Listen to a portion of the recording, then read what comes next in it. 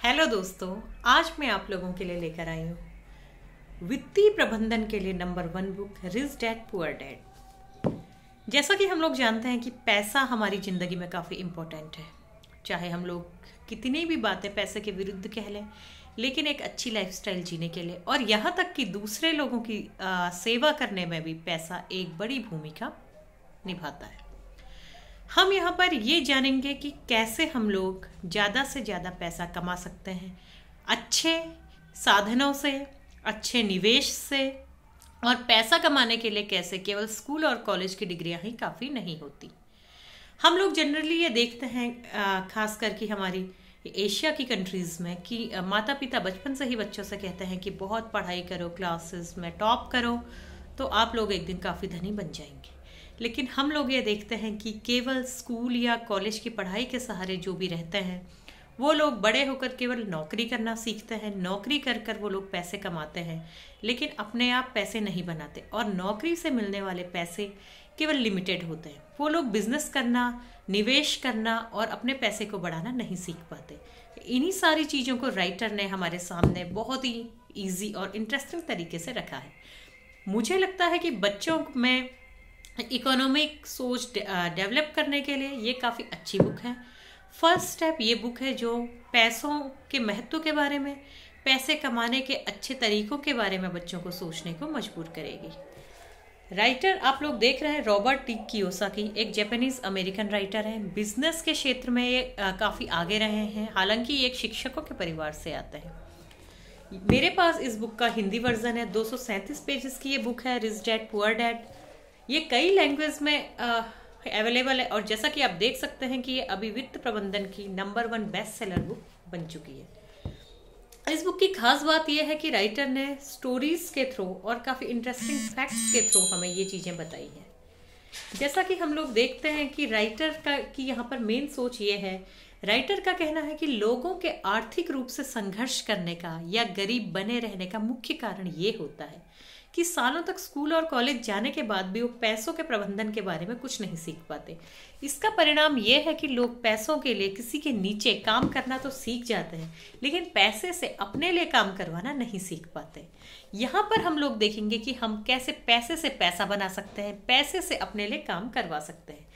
पैसों के बारे में अमीर लोग अपने बच्चों को ऐसा क्या सिखाते हैं जिससे वो दिन और रात चौगुनी तरक्की करते हैं, और जो ऐसे लोग नहीं सिखा पाते जो कई पीढ़ियों तक गरीब बने रहते हैं। ये सीख राइटर ने mainly rich dad poor dad, जैसा कि हम नाम से देख रहे हैं, 2 लोगों के थ्रू दी है। राइटर ने इसमें एक बच्चे के थ्रू ये कहानी कही है कि उसके जो रियल डैड होते हैं वो गरीब होते हैं, एक 10 to 5 की नौकरी करते हैं और अपने परिवार की सारी ज़रूरतों को पूरा नहीं कर पाते। वहीं रिच डैड जो हैं उसके एक फ्रेंड के डैडी हैं जो काफ़ी अमीर हैं, वो एक बड़े बिजनेसमैन हैं, जबकि उनके पास पहले से पैसा रहा भी नहीं था।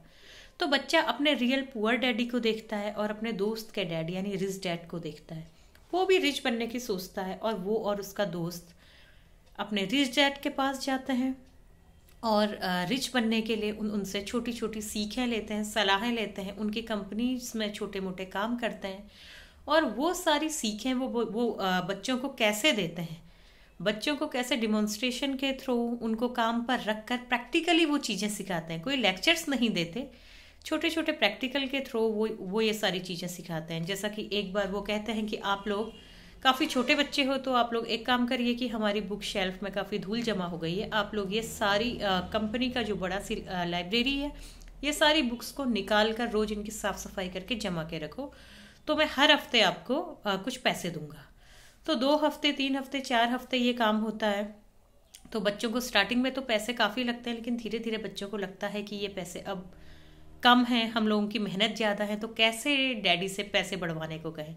फाइनली एक दिन बच्चे पैसे बढ़वाने को कहते हैं, क्योंकि वो सोचते हैं कि हमें काम करते हुए 2-3 महीने हो गए हैं, लेकिन लाइफ में कोई चेंज नहीं आ पा रहा है, डैडी तो बस हमसे काम करवाए जा रहे हैं और कुछ सिखा नहीं रहे हैं।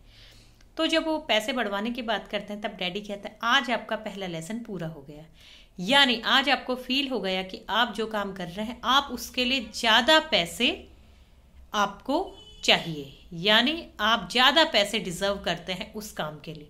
और आपने अपनी मांग को अच्छे तरीके से मेरे सामने रखा है। अगर मैं वो मांग पूरी नहीं करूंगा तो आप ये काम छोड़कर कोई और काम करने लगेंगे। तो ये पहला स्टेप है, ये जानने का कि हम जो कर रहे हैं, हमारी जो क्षमता है, हमें उसके लिए सही पे हो रहा है या नहीं, और अगर नहीं हो रहा है तो कैसे हम सही पेमेंट ले सकते हैं। इस तरह से बहुत ही इंटरेस्टिंग तरीकों से रिच डैड बच्चों को ये सारी शिक्षा देते हैं, जो हम सभी के लिए जानना काफ़ी ज़रूरी है। चाहे हम जॉब में हों, बिजनेस में हों, या फिर हाउस वाइफ या हाउस हस्बैंड हो, हमारे लिए ये सारी चीज़ें इक्वली ज़रूरी हैं। अमीर लोग पैसे के लिए काम नहीं करते, बल्कि पैसा उनके लिए काम करता है।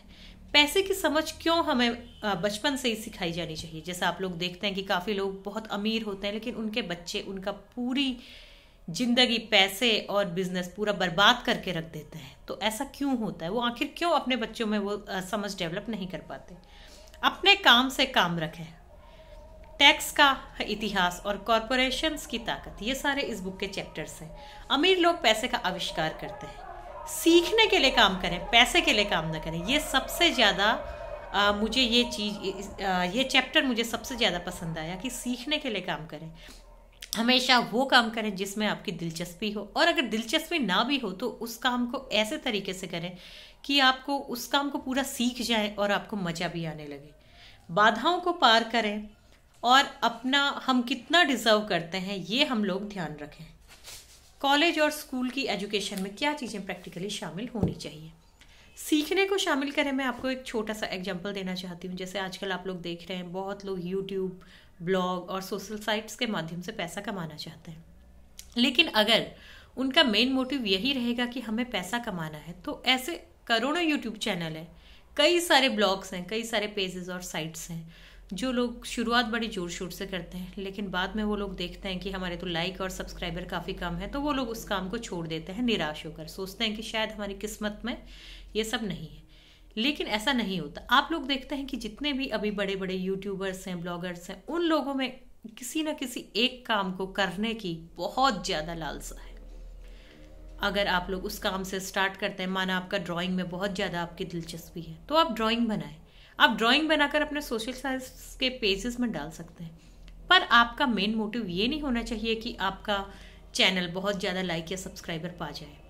आपका मेन मोटिव होना चाहिए कि आप अच्छी से अच्छी ड्राइंग बना पाएँ और अच्छे से अच्छे तरीके से लोगों को ड्राइंग करना सिखा पाएँ। तो आप देखेंगे कि पैसा और प्रसिद्धि आपके पास अपने आप ही चली आएगी। जब आपका काम अच्छा होगा, आप काम पर ध्यान दो। आपने 3 इडियट्स का डायलॉग भी सुना होगा कि आप सक्सेस के पीछे मत भागो, आप अपने काम के पीछे भागो। सक्सेस और पैसा आपके पास अपने आप ही आएगा।